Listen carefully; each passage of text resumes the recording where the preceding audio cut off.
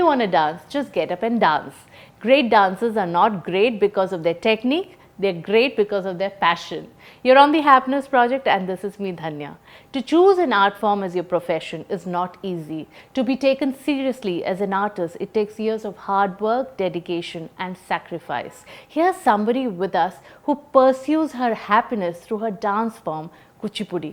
Let's welcome acclaimed Kuchipudi artist Sri Lakshmi Govardhanan onto the Happiness Project.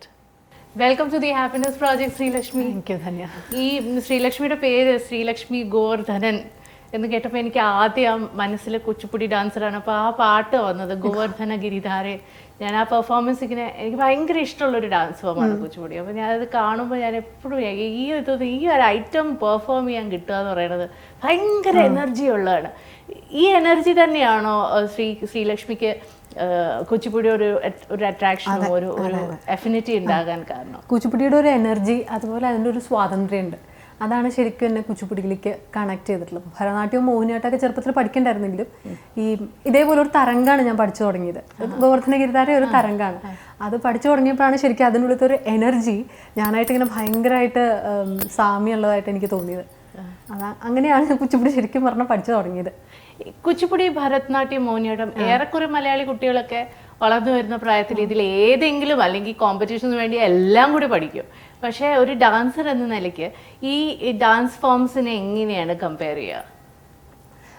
ഇപ്പം ഭരതനാട്യം, കുച്ചിപ്പുടി, മോഹിനിയാട്ടം ഇത് മൂന്ന് സ്ഥലത്തുനിന്ന് വരുന്ന ഒരു ഫോമാണ്. അപ്പോൾ ഈ 3 റീജിയൻ്റെ പ്രത്യേകത ഈ ഫോമുകളിൽ നമുക്ക് കാണാൻ പറ്റും. ഇപ്പോൾ മോഹിനിയാട്ടം നമ്മുടെ ഒരു ഫോം എന്ന് പറയുമ്പോൾ നമ്മളൊന്ന് ആലോചിച്ച് നോക്കിയപ്പോൾ തിരുവാതിരക്കളി ഈ സെറ്റ് മുണ്ടൊക്കെ എടുത്തിട്ട് അവർ മൂവ് ചെയ്യുമ്പോൾ ഉണ്ടാവുന്ന ഒരു മൂവ്മെൻറ്റിൻ്റെ ഒരു ഭംഗി, ഒരു ലിമിറ്റേഷനും ഉണ്ട്. അതൊക്കെ തന്നെയാണ് നമ്മൾ മോഹിനിയാട്ടത്തിൻ്റെ മൂവ്മെൻറ്റ്സിലും മിക്കതും ഒരു സർക്കുലർ ആയിട്ടുള്ള മൂവ്മെൻറ്റും അഭിനയത്തിനും എല്ലാം ഒരു കൺട്രോൾഡ് എക്സ്പ്രഷൻസാണ്. ഇനിയിപ്പോൾ തമിഴ്നാട്, ആന്ധ്ര എന്ന് പറയുമ്പോഴേക്കും അവിടുത്തെ സ്ത്രീകളും അവിടുത്തെ ആക്ടിങ്ങും എല്ലാം കുറച്ച് ലൗഡാണ്, മൂവ്മെൻറ്റ്സ് ലൗഡാണ്. അവരുടെ വേഷം എന്ന് പറയണത് ഇപ്പോൾ ഈ മടിസാറ് അല്ലെങ്കിൽ ഇങ്ങനെ പാലത്താറ് ഉടുക്കുക. അപ്പം മൂവ്മെൻറ്റിനും ആ ഒരു ഫ്രീഡം ഉണ്ട്. അതൊക്കെ തന്നെയാണ് ശരിക്കും ഇവരുടെ ഡാൻസിലും കാണുന്നത്, എക്സ്പ്രഷനിലുള്ള വ്യത്യാസങ്ങൾ. ഇപ്പോൾ ഞാൻ ആന്ധ്രയിലാണ് കുച്ചിപ്പുടി പഠിക്കുന്നത്. അപ്പോൾ അവിടെ ഒരു ചായക്കടയിൽ ഒരു അമ്മൂമ്മയായിട്ടിരുന്നു വർത്താനം പറയായിരുന്നു. അപ്പോൾ ഈ അമ്മൂമ്മ ഞാൻ കേരളത്തിൽ നിന്നാന്ന് പറഞ്ഞ ഒരിക്കൽ ഈ വായു എങ്ങനെയായി കയ്യും എങ്ങനെയായി ആ വന്നൊരു അപ്പബാന്നുള്ളൊരു എക്സ്പ്രഷൻ ഉണ്ടല്ലോ. ഇത് മിക്കതും കുച്ചിപ്പുടി മൂവ്മെൻറ്റ്സിലൊക്കെ എന്ത് ഭംഗിയാന്ന് പറയുമ്പോൾ ഇങ്ങനെ ഒരു മൂവ്മെൻറ്റ് വരും. പക്ഷെ നമുക്ക് കേരളത്തിൽ ഒരിക്കലും ഇങ്ങനത്തെ ഒരു മൂവ്മെൻറ്റ് വരില്ല. അയ്യോ എന്തൊരു രസമാണ്. അതൊരു ചെറിയൊരു കൺട്രോൾഡ് ആയിട്ടുള്ള അതിശയൊക്കെയാണ് വരിക. അപ്പോൾ ഈ റീജിയണൽ ഡിഫറൻസുകൾ ശരിക്കും പറഞ്ഞാൽ ഈ 3 ഫോമിലുണ്ട്. അത് തന്നെയാണ് ഇതിനെ മാറ്റി നിർത്തുന്ന കാര്യങ്ങൾ. ഇപ്പം നമ്മുടെ നാട്ടിൽ ഇപ്പോൾ എല്ലാവരും ഭരതനാട്യം, കുച്ചിപ്പുടി, മോഹിനിയാട്ടമൊക്കെ പഠിക്കുന്നുണ്ട്. അതിപ്പോൾ നമ്മുടെ നാട്ടിൽ നിന്ന് മാത്രമല്ല, ജനറലി ഇപ്പം അങ്ങനെയാണ്.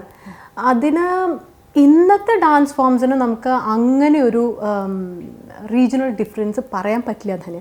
കാരണം എന്താ വെച്ചാൽ എല്ലാം ഗ്ലോബൽ ആയിക്കഴിഞ്ഞു. എല്ലാ ഫോമുകളും ഇപ്പോൾ ഓൾമോസ്റ്റ് ലുക്സ് സെയിം. അതിൻ്റെ ഒരു കാരണം വെച്ചാൽ ഒരു പോസ്റ്റ് ഇൻഡിപെൻഡൻസ് എല്ലാ ഫോമുകളും ഈ ക്ലാസിക്കൽ പദവി എന്ന് പറഞ്ഞൊരു കാര്യം വരുന്നത് പോസ്റ്റ് ഇൻഡിപെൻഡൻസ്. അതിന് മുമ്പ് ക്ലാസിക്കൽ ഡാൻസ് എന്ന് പറഞ്ഞൊരു സാധനം ഇല്ല. അപ്പോൾ ഈ ക്ലാസിക്കൽ ആക്കാൻ വേണ്ടി എല്ലാവരും ശ്രമിക്കുമ്പോൾ അതിനൊരു ഫ്രെയിമിൻ്റെ ഉള്ളിൽ, സ്ട്രക്ചറിൻ്റെ ഉള്ളിലേക്ക് കൊണ്ടുവരണം. അപ്പോൾ ഈ സ്ട്രക്ചറിൻ്റെ ഉള്ളിലേക്ക് വന്നപ്പോൾ എല്ലാ ഫോമുകൾക്കും ഒരു സിമിലാരിറ്റി വരാൻ തുടങ്ങി. ശരിക്കും ഒരു പ്യൂറിസ്റ്റ് തന്നെയാണ് if I may say so. കാരണം പ്യുവർ ഫോം ഓഫ് ആർട്ടിനെ തേടി കേരളത്തിൽ നിന്ന് ആ ഒരു ഗ്രാമത്തിൽ പോയി ആ ഒരു ഗുരുവിനെ കണ്ടുപിടിച്ച് അവിടെ താമസിച്ച് ഗുരുവിൻ്റെ കീഴെ പഠിക്കുന്ന ഒരു വ്യക്തിയാണ് ശ്രീലക്ഷ്മി. ഈ ഒരു ജേർണിയുടെ തുടക്കം എങ്ങനെയായിരുന്നു? എന്തുകൊണ്ട് തോന്നി എനിക്ക് അങ്ങോട്ട് പോയി അവിടെ നിന്ന് തന്നെ അതിൻ്റെ ഒറിജിനൽ രൂപം തന്നെ പഠിക്കണം? ഞാനിങ്ങനെ ജനറൽ കുച്ചിപ്പുടി പഠിക്കുന്നുണ്ട്, ചെറുപ്പം തുടങ്ങിയ പഠിക്കുന്നുണ്ട്. പക്ഷേ ഇതെന്താ സംഗതി എന്നറിയണമല്ലോ. അപ്പം നമുക്കിപ്പോൾ കേരളത്തിൽ ഫോമുകളാണെങ്കിൽ നമുക്കിവിടെ നിന്ന് മനസ്സിലാക്കാൻ പറ്റും എവിടെ നിന്നാണ് മോഹിനിയാട്ടം ഉണ്ടാകുന്നത്. കഥകളിയുടെ, കുച്ചിപ്പുടിയുടെ എനിക്ക് പിടുത്തം കിട്ടുന്നില്ല. അപ്പോൾ എനിക്കാണെങ്കിൽ അങ്ങനെ പഠിക്കാൻ ഇഷ്ടമല്ല. എനിക്ക് പഠനമല്ല, എനിക്കിതൊക്കെ ഇങ്ങനെ അതൊരു ജേണിയാണല്ലോ. ഇപ്പോൾ ഡാൻസ്, ആർട്ട് എന്ന് പറയുന്നത് it's very natural within me. അപ്പോൾ അതെനിക്കിങ്ങനെ സൂപ്പർഫിഷ്യലായിട്ട് കാണാൻ താല്പര്യമില്ല. ഇത് എവിടെ നിന്ന് വരണു എന്നുള്ളത് അറിയണ്ടേ. അങ്ങനെയാണ് അപ്പോൾ കുച്ചിപ്പുടി ഗ്രാമത്തിൽ ഇതുണ്ടാവും എന്നുള്ളൊരു ചിന്ത വന്നതും. അപ്പോൾ ആ സമയത്ത് ഇങ്ങനെ ഒരുപാട് പേരോട് ഇങ്ങനെ ചർച്ച ചെയ്തിട്ടുണ്ടായിരുന്നു. ഇപ്പോൾ മേതിൽ ദേവി ചേച്ചിയൊക്കെ നല്ല അടുപ്പായിരുന്നു. ചേച്ചിയോടൊക്കെ വളരെ കാലങ്ങളായിട്ടുള്ളൊരു അടുപ്പാണ്. അപ്പോൾ ചേച്ചിയും ഇങ്ങനെ ഒരിക്കൽ പറഞ്ഞു കുച്ചിപ്പുടി എന്ന് പറഞ്ഞൊരു ഗ്രാമമൊക്കെ ഉണ്ട്. അപ്പം അങ്ങനെ ഒരാളുടെ നമ്പറൊക്കെ തപ്പിപ്പിടിച്ച് അവിടേക്ക് അങ്ങോട്ട് അതൊരു കുഗ്രാമാണ്, ശരിക്കും ഒരു കുഗ്രാമാണ്. അന്ന് ഒന്നുമില്ല, ഇപ്പൊ കുറച്ചെന്തെങ്കിലും ഉണ്ട് നിൽക്കാം. അപ്പൊ ഈ ഗുരുവിനെ കാണുമ്പോൾ ആദ്യത്തെ ഒരു മീറ്റിംഗ് ഉണ്ടായിരുന്നല്ലോ, അതിനെ കുറിച്ചൊന്ന് പറയൂ. ശരിക്കും നമ്മൾ ഇവിടെ ഇപ്പോൾ ഒരു നാട്യാചാര്യൻ, ഒരു വലിയ ഗുരു എന്നൊക്കെ പറഞ്ഞാൽ എങ്ങനെയാ വിചാരിക്കുക, ഭയങ്കര രണ്ടാം മുണ്ടൊക്കെ ഇട്ട് ഈ മനുഷ്യനൊരു കർഷകന്റെ പോലെയാണ്. അപ്പൊ ഇദ്ദേഹം ഉണ്ട്. പിന്നെ അദ്ദേഹത്തിന്റെ ഫാമിലിയിൽ കുറേ ഇഷ്യൂസ് ഉണ്ടായിരുന്നു. ഭാര്യ, മകനൊക്കെ സ്ക്വിസോഫ്രീനിക് ആയിരുന്നു. അപ്പോൾ അപ്പോൾ ഈ വയ്യാത്ത മകനും കൂടെ ഉണ്ട്. അപ്പോൾ ഇദ്ദേഹം ഇങ്ങനെ നടന്നു വരുന്നു, ഗ്രാമത്തിലെ പോലെ ഒരു പട്ടിയും കൂടെ ഉണ്ട്. എനിക്ക് മൊത്തത്തിലൊരു പിടിയും കിട്ടുന്നില്ല അതെന്താണെന്നുള്ളത്. അപ്പം അദ്ദേഹമാണ് എന്നെ പഠിപ്പിക്കാൻ പോണ ആള്. എനിക്ക് അതാണ് രത്തായ മാഷ് എന്നിങ്ങനെ പറഞ്ഞു തന്നു. അപ്പോഴും എനിക്കൊരു പിടിയും കിട്ടുന്നില്ല അത് എന്താവും എന്നുള്ളത്. പിറ്റേ ദിവസം ക്ലാസ്സിന് ചെന്ന് അദ്ദേഹം ആ കസേരയിൽ ഇരുന്ന് ഇങ്ങനെ പറഞ്ഞു തുടങ്ങുമ്പോഴാണ് നമ്മൾ അദ്ദേഹത്തിൻ്റെ ഒരു അറിവിൻ്റെ ആഴവും തെലുങ്ക് മാത്രമേ അറിയുള്ളൂ മാഷ്ക്ക്. എനിക്കാണെങ്കിൽ വേറെ ഒരു വാക്ക് തെലുങ്ക് അറിയില്ലായിരുന്നു. അതിൽ തന്നെ ഞങ്ങൾക്ക് കുറേ കമ്മ്യൂണിക്കേഷൻ്റെ ഇഷ്യൂസ് ഉണ്ടായിരുന്നു. മാഷ് ഇങ്ങനെ തെലുങ്കിൽ പറയും, ഞാനൊക്കെ ഇങ്ങനെ തലയാട്ടും. പിന്നെ ക്ലാസ് നടക്കുമ്പോൾ എനിക്കൊക്കെ മനസ്സിലാവുണ്ടായിരുന്നു അതെന്തുകൊണ്ടോ അങ്ങനെ. അതിനുശേഷം as I said it's A very natural process. അതിൻ്റെ ഉള്ളിലേക്ക് അങ്ങോട്ട് വീഴുകയാണ് നമ്മൾ. അങ്ങനെയാണ് എൻ്റെ ഒരു പഠനം ആരംഭിച്ചത് എന്ന് പറയാം. ഇപ്പോഴും അത് കണ്ടിന്യൂ ചെയ്യുന്നുണ്ട്. 10 വർഷത്തിന് മേലെയായി മാഷിൻ്റെ അടുത്ത് പോകുന്നു. അപ്പോൾ ആ ഗ്രാമം, അവിടുത്തെ ജീവിതമൊക്കെ ഭയങ്കര വ്യത്യാസമാണ്. ഇപ്പോൾ കഴിഞ്ഞ പ്രാവശ്യമൊക്കെ ഞാൻ പോയപ്പോൾ മാഷ് അതിങ്ങനെ ഓരോ പ്രാവശ്യം ചെല്ലുമ്പോഴും അടുപ്പം കൂടി വരിക. ഇപ്പം ഇങ്ങനെ ഒരു പേരക്കുട്ടിയോടോ മകളോടോ എന്നുള്ള പോലത്തെ ഒരു സ്നേഹമൊക്കെയാണ്. എനിക്ക് വയ്യാണ്ടൊക്കെ ആയ മാഷ് അതെങ്ങനെ സെൻസ് ചെയ്യുന്നത്, രണ്ടുപേരാണ് സെൻസ് ചെയ്യുന്നത്. ഒന്ന് എൻ്റെ അമ്മ, ഒന്ന് മാഷ് ഇങ്ങനെ വിളിക്കും, ആരോഗ്യമൊക്കെ നന്നായിരിക്കില്ലേ ചോദിച്ച് വിളിക്കും. അങ്ങനെയുള്ളൊരു അടുപ്പൊക്കെ ഇപ്പോൾ ശരിക്കും ഡെവലപ്പ് ചെയ്ത് വരുന്നുണ്ട്. അപ്പോൾ മാഷിങ്ങനെ ഞാൻ കുറച്ച് കളിച്ചൊക്കെ വരുമ്പോൾ മാഷ് പറയും, ക്ഷീണമായി, ഒരു ചായ കുടിച്ചിട്ട് വരാം എന്ന് പറഞ്ഞിട്ട് ഞങ്ങൾ രണ്ടുപേരും ഇങ്ങനെ നടന്ന് അവിടെ ഒരു സെൻറ്റർ എന്നാണ് പറയുക, ഒരു ചെറിയൊരു എന്താ പറയുക, ഗ്രാമത്തിലെ ഒരു ടൗൺ എന്ന് പറയും. അങ്ങനെ 4 കൂടുന്നൊരു വഴി, അവിടെ ഇങ്ങനെ കുറേ ചായക്കടകളും അങ്ങനെ ഒരു സ്ഥലമാണ്. എന്നിട്ട് അവിടെ പോയിട്ടൊരു കാപ്പിയൊക്കെ വാങ്ങിച്ചു തരും. അപ്പോൾ പിന്നെ നാരങ്ങ സോഡ അതൊക്കെ വാങ്ങിച്ചു തന്ന് ഞങ്ങൾ പതുക്കെ തിരിച്ച് നടന്നു വന്ന് വീണ്ടും ക്ലാസ് കണ്ടിന്യൂ ചെയ്യും. കുറേ നേരം വർത്താനം പറയും. ഇപ്പം അങ്ങനത്തെ ഒരു റിലേഷൻഷിപ്പാണ്. അത് മാഷ് കുട്ടി എന്നുള്ളതൊക്കെ മാറി അതൊന്നും ഒരു ഫാമിലി.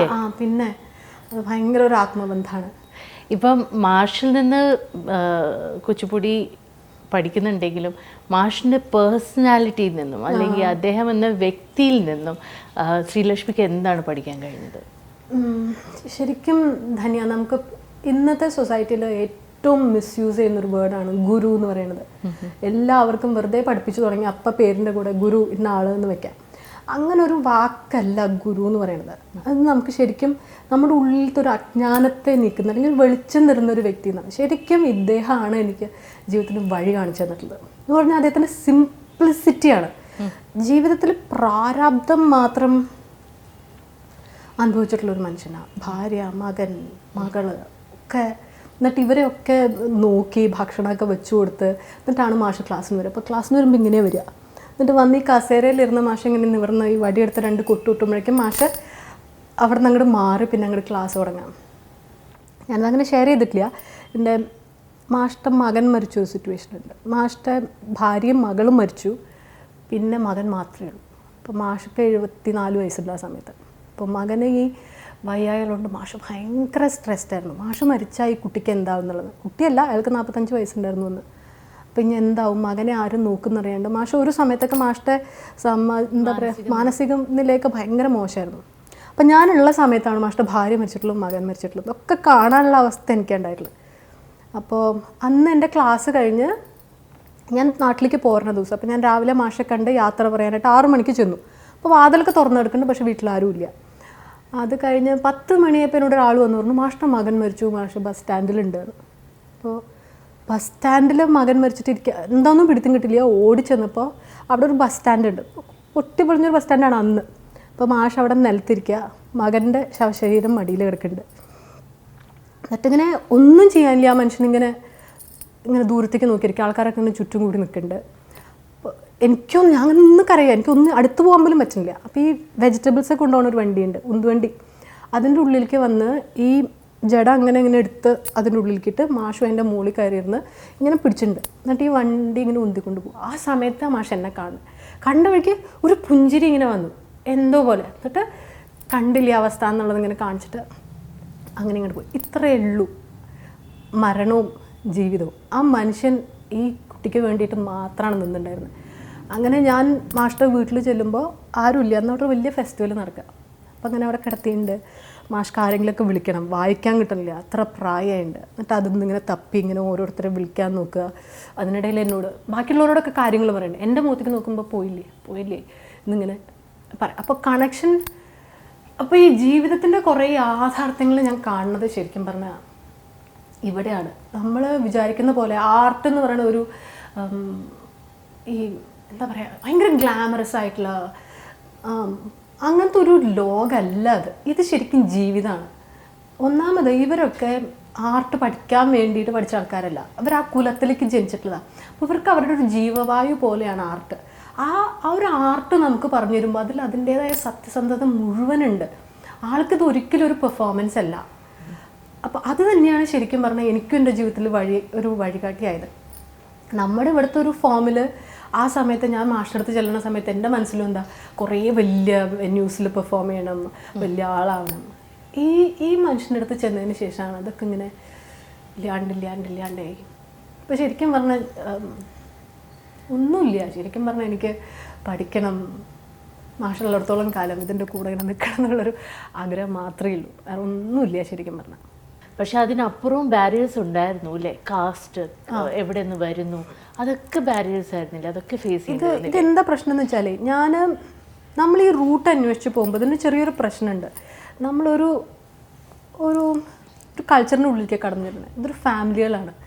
നമ്മളിവിടെ കൂടിയാട്ടം എന്ന് പറയുന്നത് കുറച്ച് ഫാമിലികൾ മാത്രം ചെയ്തുകൊണ്ടിരുന്ന അടിയന്തരമായിട്ട് അമ്പലങ്ങളിൽ ചെയ്തുകൊണ്ടിരുന്ന പോലത്തെ അതേപോലെ കുറച്ച് ഫാമിലികൾ ചെയ്യുന്ന ഒരു ഫോമായിരുന്നു യക്ഷഗാനം എന്ന് പറയുന്നത്, കൂച്ചുപുടി യക്ഷഗാനം. അപ്പോൾ ഇന്ന് കാണുന്ന കൂച്ചുപുടിയാണ് ചെയ്യണമെന്നുണ്ടെങ്കിൽ യാതൊരു പ്രശ്നങ്ങളില്ല. ഞാൻ ചേർന്ന് പഠിക്കാൻ തുടങ്ങുന്നത് അവരുടെ സംസ്കാരമാണ്. അപ്പം അത് വരുമ്പോൾ അവരിങ്ങനെ അടുത്ത് പിടിച്ചുകൊണ്ടിരിക്കുന്ന ഒരു സാധനമാണ്. അപ്പം മാഷ് അത് മറയില്ലാണ്ട് എന്നെ പഠിപ്പിക്കാൻ തുടങ്ങിയപ്പോൾ അവിടെ ഉള്ളവർക്കൊക്കെ ബുദ്ധിമുട്ടായി തുടങ്ങി. അടുത്ത ഗ്രാമത്തിലുള്ളവർക്ക്. ആ ഗ്രാമത്തിൽ വേറെ മാഷുമാരും ഉണ്ടായിരുന്നു. യക്ഷഗാനം അങ്ങനെ പഠിപ്പിക്കുന്നവരില്ല. ഇദ്ദേഹമാണ് ഈ യക്ഷഗാനം ചെയ്യുന്നതിൽ ലാസ്റ്റ് വ്യക്തി. അപ്പം അദ്ദേഹത്തിന് മാത്രമേ അറിയുള്ളൂ എന്നുള്ളത് എല്ലാവർക്കും അറിയാം. അത് എനിക്ക് പറഞ്ഞു തരുമ്പോൾ ബാക്കിയുള്ളവർക്കൊരു ബുദ്ധിമുട്ടാവാൻ തുടങ്ങി. എന്തിനാണ് മലയാളിയായിട്ടുള്ള ഒരു പെൺകുട്ടിക്ക് പുറത്തുനിന്ന് വന്ന ഒരാൾക്ക് എന്തിനത് പറഞ്ഞു കൊടുക്കണം? ഇത് നമ്മുടെ ഒരു സാധനമല്ലേ എന്നുള്ളത്. അങ്ങനെ എനിക്ക് 1 വർഷം 2 വർഷമൊക്കെ ക്ലാസ് കിട്ടാണ്ട് തന്നെ ഇരുന്നുണ്ട്. താമസിക്കാൻ വീടില്ല, ഭക്ഷണം ഇല്ലാണ്ടൊക്കെ വരുമ്പോൾ ഞാൻ അവിടെ പോകും, തിരിച്ചു വരും. അങ്ങനെയൊക്കെ ഉണ്ടായിട്ടുണ്ട്. പക്ഷേ നമ്മളതിനോട് സ്റ്റിക്ക് ഓൺ ചെയ്ത് നിൽക്കണം. അവിടെ അങ്ങനത്തെ ഭയങ്കര ഇഷ്യൂ ആണ്. അതൊരു ഭയങ്കര കൺസർവേറ്റീവ് ആയിട്ടുള്ള ഒരു ഗ്രാമമാണ്. ഇപ്പോഴത്തെ ഒരു കുച്ചിപ്പുടിയാണ് പഠിക്കണമെന്നുണ്ടെങ്കിൽ എനിക്ക് പ്രശ്നങ്ങളില്ല. Because I'm learning the old form of Kuchipudi. അത് അവരുടെ ഒരു സ്വത്തായതുകൊണ്ട് അവർക്കത് തരാൻ ഭയങ്കര ബുദ്ധിമുട്ടാണ്. ഇതിൻ്റെ ഏറ്റവും വലിയ വിരോധാഭാസം കേൾക്കണം. ഈ ഫോം ഇന്ന് പ്രാക്ടീസ് ചെയ്യാൻ ആളുകൾ വളരെ കുറവാണ്. അപ്പോൾ ഈ മാഷ് മാത്രമേ ഉള്ളൂ. അപ്പോൾ ഈ മാഷ് ഇന്ന് പറയണത് എന്താണെന്ന് വെച്ചാൽ മാഷ്ക്ക് അറിയാവുന്ന എല്ലാ യക്ഷഗാനങ്ങളും എനിക്ക് പഠിപ്പിച്ചു തരണം, എന്നിട്ട് അതിന് ബാക്കിയുള്ളവരിലേക്ക് ചെല്ലണം എന്നുള്ളൊരു ആഗ്രഹമാണ് ഇപ്പോൾ ഈ ഗുരുനാഥൻ ഇങ്ങനെ പറഞ്ഞുകൊണ്ടിരിക്കുന്നത്. അദ്ദേഹത്തിന് 76 വയസ്സായി. അത്ര ഈസി ആയിട്ടുള്ളൊരു കാര്യമല്ല. നമ്മളിപ്പോൾ ഒരു ഐറ്റം പഠിക്കണ പോലെ പഠിക്കാൻ പറ്റുന്ന ഒരു സാധനമല്ല. ഒരു ഡ്രാമ എന്ന് പറഞ്ഞാൽ 3-4 രാത്രികൾ ചെയ്തുകൊണ്ടിരുന്ന പദ്യങ്ങളും നാടകം 10-22 പേരുള്ള നൃത്ത നാടകങ്ങളാണ്. അത് ഞാനൊരാൾ പഠിച്ച് ഇനി അതിനാളെ ഉണ്ടാക്കി അതിനെ സമൂഹത്തിൽ നിലനിർത്തുക എന്ന് പറയുന്നത് അതെന്ത് ടാസ്ക്കാണെന്ന് എനിക്ക് തന്നെ അറിയില്ല. വലിയ റെസ്പോൺസിബിലിറ്റി. അത് ചില സമയത്ത് എനിക്കിങ്ങനെ ഭാരമായിട്ടൊക്കെ എനിക്കിങ്ങനെ എന്താ ചെയ്യണ്ടേന്ന് അറിയാണ്ടാവുന്നുണ്ട്. പക്ഷേ നമുക്കൊരു നിയോഗങ്ങളാണ്. ഞാൻ ചൂസ് ചെയ്തിട്ടല്ല അത്. But I was directed into it. ഒന്ന് ആലോചിച്ച് നോക്കിയാൽ ഒന്നും അറിയില്ല. അങ്ങനെ അവിടെ ചെന്ന് പെടുകയാണ്. പിന്നെ അവിടെ നിന്ന് അപ്പോൾ എനിക്ക് വരണടുത്ത് വെച്ച് കാണാം. അപ്പോൾ സ്വന്തം കുട്ടികളെ ടീച്ചറാണ് പഠിപ്പിക്കുന്നുണ്ട് കുട്ടികളെ. അപ്പോൾ കുറച്ചൊക്കെ ആയിട്ട് ഇതിനോട് എക്സ്പോസ് ചെയ്യുന്നുണ്ടോ? അതോ ശ്രീലക്ഷ്മിക്ക് തോന്നുന്നു ഇനിയും പഠിച്ചിട്ട് വേണം? ഞാൻ പഠിപ്പിച്ചു തുടങ്ങിയെന്ന് മാത്രമല്ല, കുട്ടികളെ ഞാൻ ഒരിക്കൽ ഗ്രാമത്തിലേക്ക് കൊണ്ടുപോയി മാഷെ കാണിച്ചു. അപ്പം മാഷിൻ്റെ അടുത്ത് അവർക്ക് ക്ലാസ്സൊക്കെ കിട്ടി. 8 മണിക്കൂറൊക്കെ ആയിരുന്നു അവർക്ക് ക്ലാസ്. അവരൊക്കെ ഇങ്ങനെ വീഴാറായി. എന്നിട്ടും മാഷ് ഇങ്ങനെ ആ ഒരു എക്സൈറ്റ്മെൻ്റ് കൊണ്ടേ ഒരു ക്ലിനിക്കൽ സൈക്കോളജിസ്റ്റ് ആയിട്ട് വർക്ക് ചെയ്യുമ്പോഴും ഒരു ഹിപ്നോതെറപ്പിയൊക്കെ ചെയ്തിട്ട് നിൽക്കുന്ന ഒരു സമയത്ത് ഇതല്ല ഞാൻ തിരഞ്ഞെടുക്കേണ്ട വഴി, ഞാൻ ഒരു ഡാൻസറാണ്, ഞാനൊരു കുച്ചിപ്പുടി ഡാൻസർ തന്നെയാണെന്ന് പറഞ്ഞിട്ട് ഒരു വേറെ ട്രാക്കിൽ പോകുന്ന ഒരു സമയമുണ്ട്. ആ ഒരു നിമിഷം ആ ഡിസിഷൻ എങ്ങനെ വന്നു?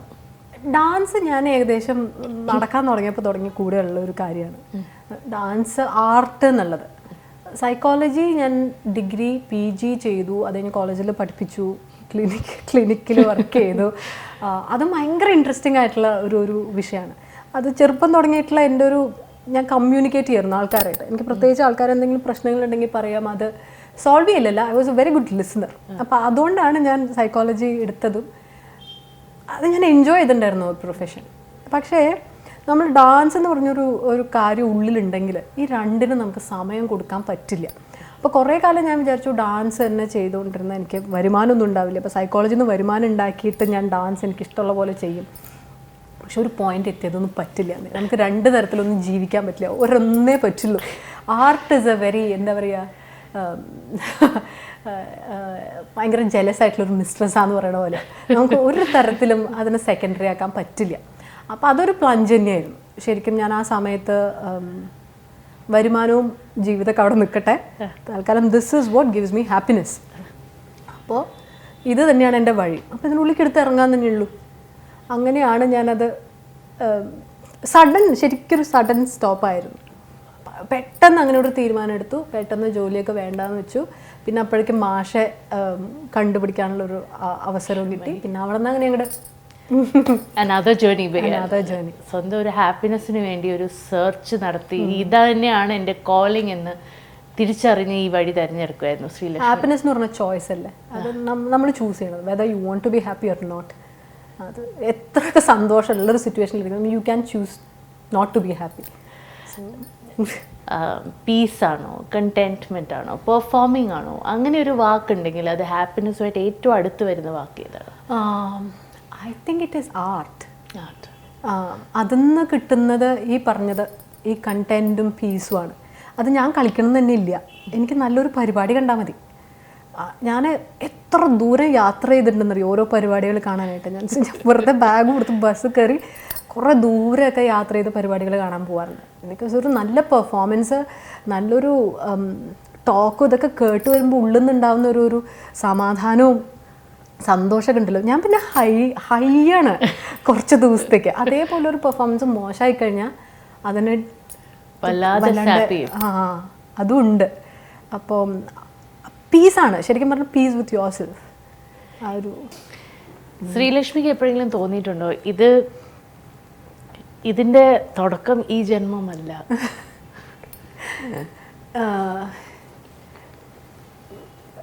സത്യം പറഞ്ഞാൽ ഞാൻ ചെറുപ്പത്തിലൊക്കെ ഇങ്ങനെ പറയുമായിരുന്നു അമ്മയോട്. ഞങ്ങൾ മൈസൂർ കൊട്ടാരമൊക്കെ കാണാൻ കൊണ്ടുപോയപ്പോഴേ, സ്കൂളിൽ നിന്ന് കൊണ്ടുപോകില്ലേ, അപ്പോൾ ഈ കൊട്ടാരത്തിൻ്റെ ഇതിൽ കൂടെ ഒക്കെ നടക്കുമ്പോൾ ഞാൻ കൂട്ടുകാരോടൊക്കെ പറഞ്ഞിട്ടുണ്ട്, ഞാൻ ഇവിടെയൊക്കെ ഡാൻസ് കളിച്ചിട്ടുണ്ടെന്ന് തോന്നിയിട്ടുണ്ട്. അത് ഒന്നുമല്ല, വെറുതെ ഒരു ആഗ്രഹം കൊണ്ട് പറയുന്നത്. ഒരു ഡാൻസറും അതിൻ്റെ ഒരു ഡെഡിക്കേഷനും ആ ഒരു ഫ്രീഡമൊക്കെ എവിടെയും കൊണ്ടോ ഉള്ളിലിങ്ങനെ കിടക്കുന്നുണ്ട്. അപ്പോൾ എനിക്കെപ്പോഴും തോന്നുന്നത് അത് ഇവിടെ ഒന്നും തുടങ്ങിയിട്ടുള്ളല്ലോ, ഇവിടെ ഒന്നും തീരൂല. അതല്ലെങ്കിൽ മലയാളി ഇരിഞ്ഞാലക്കുടക്കാരി ഇവിടെ നിന്ന് പോയി ആന്ധ്രാപ്രദേശിൽ കൂച്ചിപ്പുടി എന്ന് പറഞ്ഞൊരു ഗ്രാമത്തിൽ പോയി അവിടെ ഒരു ഗുരുനാഥൻ്റെ അടുത്ത് ഭക്ഷണവും കിട്ടില്ല, വൃത്തിയില്ല, വെള്ളമില്ല, ഒന്നുമില്ലാത്തൊരു നാട്ടിൽ 10 വർഷമായിട്ട് അത് അവരുടെ ഒരു കൾച്ചർ ഇങ്ങനെ പഠിക്കുക, ജീവിതം ഇങ്ങനെ മുന്നോട്ട് പോവുക. ഇതിനൊന്നും ഒരു കണക്ഷൻ, ഒരു ബന്ധമില്ല തന്നെയാണ് ഇതൊക്കെ. ഐ ഡോണ്ട് നോ, ഇപ്പോഴാണ് ശരിക്കും ഡെസ്റ്റിനി എന്താ, what is life before and after എന്നൊക്കെ ഉള്ളത് തെളിഞ്ഞു വരിക. എന്തായാലും it's a beautiful life that has been given to me and I am living it. ഈ റെസ്പോൺസിബിലിറ്റി മുന്നോട്ട് കൊണ്ടുപോകാനുള്ള എല്ലാ ഓപ്പർച്യൂണിറ്റീസും എല്ലാ ഭാഗ്യവും എല്ലാം നേർന്നുകൊണ്ട് thank you so much for coming on the show. Thank U.